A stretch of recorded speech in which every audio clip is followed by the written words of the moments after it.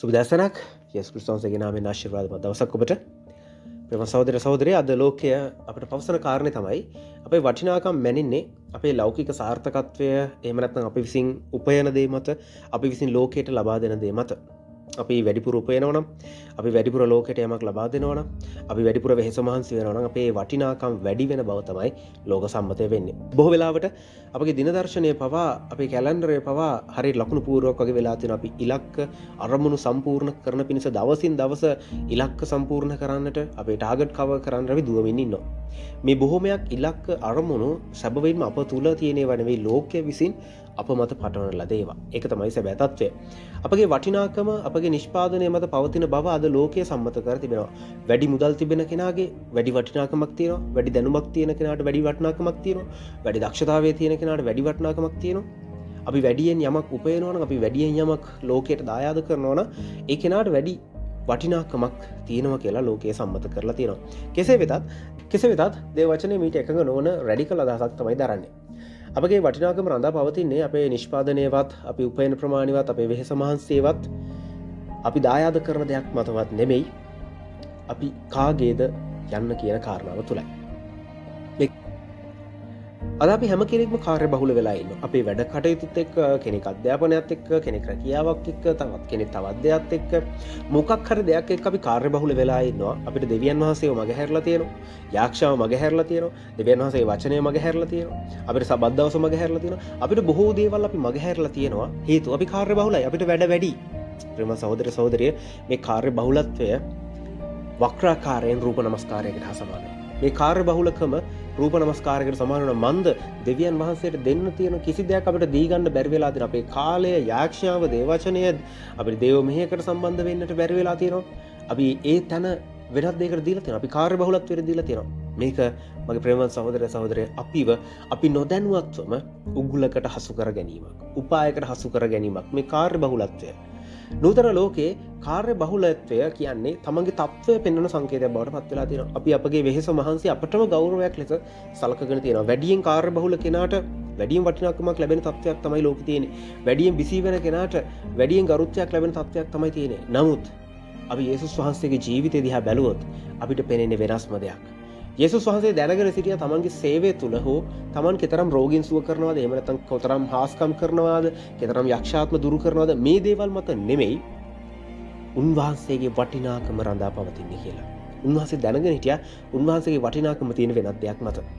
අපි කලිනුත් කතා කරා, උන්වහන්සේ බොහෝ ජනකායක් මැද්දේ උන්වහන්සේ සෙනඟට යාක්ෂා කරන එක, උන්වහන්සේ සෙනඟට උගන්වන එක නවත්තලා උන්වහන්සේ පාළු ප්‍රදේශයකට ගිහිල්ලා තනියම යාක්ෂා කරා. මුළු ලෝකයේ බර උන්වහන්සේගේ උරහිස් මත තිබෙද්දිත් උන්වහන්සේ නිතරම ජන සමූහයාගෙන් ඉවත් වෙලා හුදකලා ස්ථානවල යාක්ෂා කළ බව තමයි දේව වචනේ සඳහන් කරන්නේ.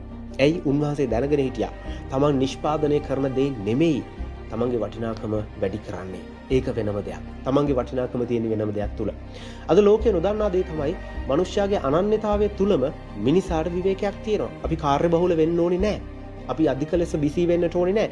අපේ අනන්‍යතාවය අපි හඳුනනවා නම් අපිට අපේ විවේකය ලැබෙන්නට යනවා. මේ කාර්ය බහුල වීමේ තිබෙන මූලික ගැටලුව තමයි ඒ බොහෝ විට පැන නගින්නේ අපිට අපිවම ප්‍රමාණවත් නොවන බවට බියක් තියෙනවා. අපිට තව අපි සාර්ථක වෙන්නට ඕනේ, අපි තව ඉගෙන ගන්නට ඕනේ, අපි තව මේ අත්පත් කර ගන්නට ඕනේ. අපි තවම සම්පූර්ණ නැහැ. අපිට තියෙන දේ ප්‍රමාණවත් නැහැ කියන මේ බිය අපිව වැඩියෙන් වැඩි කරන්නට යොමු කරනවා. අපිව වැඩියෙන් වෙහෙසර කරන්නට අපිව යොමු කරනවා. අපිට විවේකයක් නැතිවම අපිව වැඩවලට අපිව යොමු කරන්නේ මෙන්න මේ බිය. අපගේ වැදගත්කම සහ වටිනාකම ඔප්පු කිරීමට අපි දිගින් දිගටම දුවමින් ඉන්නවා. අපේ වැදගත්කම, අපේ වටිනාකම වැඩි කරන්න අපි දිගටම දුවනවා. නවතින්න නැති රේස් එක දුවනවා. ශුද්ධ ලියවිල්ල අපිට වෙනස් මාර්ගයක් මතක් කරලා දෙනවා. උන්වහන්සේ අපිව තෝරගෙන ඉන්නේ, ඔබව තෝරගෙන ඉන්නේ ස්වාමින් වහන්සේ යේසුස් වහන්සේ වැඩ කිරීමට විතරක් නෙමෙයි. ඔබ කවදා හෝ ව්‍යාපෘතියක් සම්පූර්ණ කිරීමට හෝ ඉලක්කයක් සපුරාලීමට පෙර දෙවියන් වහන්සේ ඔබට ප්‍රේම කරා. දෙවියන් වහන්සේ ඔබව හැඳුනගත්තා. දෙවියන් වහන්සේ ඔබ යමක් නිෂ්පාදනය කරන්න කලින්, ඔබ ලෝකයට යමක් දෙන්නට කලින්, ඔබ මේ ලෝකයේ පෙනෙන ආකාරයට සාර්ථක වෙන්නට කලින් දෙවියන් වහන්සේ ඔබට ප්‍රේම කරා. ඔබව තෝරගෙන තියෙන්නේ මේ ලෝකයේ සාර්ථක වෙන්න ඉලක්ක පසුපස දුවන්නට විතරක් නෙමෙයි. දෙවියන් වහන්සේ ඔබට කිසිවක් නැති වෙලාවේ ඔබව තෝරගෙන තිබුණා. ගීතාවලිය 139 වෙනි ගීතිකාවේ 13 16 පදවල මෙහෙම කියනවා. මක් නිසාද ඔබ මාගේ හදවත හිමි කරගත්සේක, මාගේ මව් කුසෙහි මා වැසූසේක. මම ඔබට ස්තුති කරන්නෙමි. මක් නිසාද මම භයානක ලෙසත් පුදුම ලෙසත් සාදන ලද්දෙමි. ඔබගේ කර්මාන්ත ආශ්චර්යමත්ය. මාගේ ආත්මයේද ඒ බව මනාකොට දනි. මා රහසින් මවනු ලැබ පොළවේ ගැඹුරු තැන්වල පුදුමාකාරයෙන් තනනු ලැබූ කල මාගේ ශරීර රූපය ඔබගෙන් සැඟවී නොතිබුණේය. ඔබගේ ඇස්වලට මගේ ශරීර ධාතුව පෙනුනේය. ඔබගේ පොතෙහි මගේ සියලු අවයවෝ ලියන ලද්දෝය. ඒ වයින් එකක්වත් නැති කල්ලි දවසින් දවස ඒවා සාදන ලද්දේ. දේ වචනේ කියන්නේ ඔබේ මගේ ශරීරයේ එක අවයවයක්වත් නැතුව අම්මගේ කුසේ ඉන්නකොට උන්වහන්සේ අපිව හඳුන්වගෙන තිබ්බා. උන්වහන්සේ එක එක හැදුවා. උන්වහන්සේට වැඩක් උනේ නැහැ අපි මොනවද කරන්නේ කියන එක. උන්වහන්සේ අපිට ආදරය කරා. උන්වහන්සේ අපිව තෝරගත්තා. අපි නෙවෙයි දේවල් කරන්නේ. අපි නෙවෙයි මේ ලෝකේ පාලනය. අපි නෙවෙයි අපේ ජීවිතවල සැලසුම් හදන්නේ. අපි නෙවෙයි අපේ ජීවිතවල සාර්ථකත්වයට අපිව ගෙන යන්නේ. ඒක දෙවියන් වහන්සේ අතේ තියෙන වැඩක්. ඔබට මට තියෙනවා දෙවියන් වහන්සේට ඒකට ඉඩ දෙන්නට. ඔබේ මගේ අධික වෙහෙස, අධික කාර්යබහුලත්වය වෙනුවට අපිට කරන්නට තිබෙන වැඩ කටයුතු ටික කරලා ස්වාමින් වහන්සේගේ විවේකය අපි ගන්නට තිබෙනවා. උන්වහන්සේ අපිට දීලා තිබෙන වටිනාකම වෙනස් වෙන්නේ නැහැ. එපිස 2:10 කියනවා මක් නිසාද අපි වනාහි යහපත් ක්‍රියා කරන පිරිස ක්‍රිස්තුස් යේසුස් වහන්සේ තුළ මවනු ලැබූ දෙවියන් වහන්සේගේ කර්මාන්තයව සිටිමුව. දෙවියන් වහන්සේගේ මෙතන කියන්නේ නිකම්ම කර්මාන්තය නෙමෙයි. උන්වහන්සේගේ විශිෂ්ට කර්මාන්තය. ඔබව මාව හදලා තියෙන දෙවියන් වහන්සේ උන්වහන්සේගේ විශිෂ්ටම කර්මාන්තය ලෙස. අපි දන්නවා මැවීමේ කතාවේදී ඔබටයි මටයි උන්වහන්සේ විශේෂ තැනක් දීලා මනුෂ්‍යර විශේෂ තැනක් දීලා තියෙනවා. මේක ඔබ මම වෙහෙස වෙලා මහන්සි වෙලා වැඩ කිරීමෙන් විශිෂ්ටයෙක් බවට පත් වෙලා නෙමෙයි. ඔබේ මගේ වටිනාකම අපේ වැඩවලින් වැඩි කරගෙන නෙමෙයි. ඔබේ මගේ සාර්ථකත්වයේ වටිනාකම වැඩි කරගෙන දෙවියන් වහන්සේම ඔබව මාව විශිෂ්ට මැවිල්ලක් කොට මවලා තියෙනවා. උන්වහන්සේගේ මැවිල්ල තුල විශිෂ්ටම මැවිල්ල ලෙස විශිෂ්ටම කර්මාන්තය ලෙසයි ඔබව මාව මවලා තියෙන්නේ. ඉතින් ඔබට අලුතින් සිතන්නට යමක් තියෙනවා මේ උදෑසන.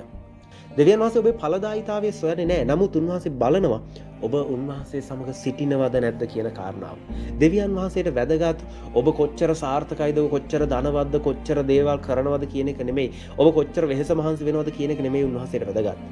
උන්වහන්සේට වැදගත් ඔබ උන්වහන්සේත් එක්ක ඉන්නවද? උන්වහන්සේගේ අභිමුඛත්වයේ ඔබ ඉන්නවද?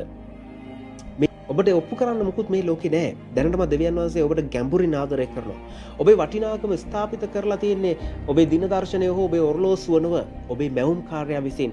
උන්වහන්සේගේ රුධිරයෙන් ඔබව මාව මිලදී අරගෙන දේව දරුවන් බවට පත් කරලා තියෙනවා. ඊට වැඩිය වටිනාකමක් අපිට ගන්න බෑ මගේ ප්‍රේම සහෝදර සහෝදරිය. උන්වහන්සේ ඔබට මට වටිනාකම දීලා ඉවරයි. අපි අමුතුවෙන් වටිනාකම හොයන්නට අවශ්‍ය නැහැ. අපි දැඩි වෙහෙසට මහන්සියට පත් වෙලා අපි කාර්යබහුල වෙලා අධික ලෙස කාර්යබහුලත්වයට පත් වෙලා අපි හොයන්නට අවශ්‍ය නැහැ වටිනාකමක්.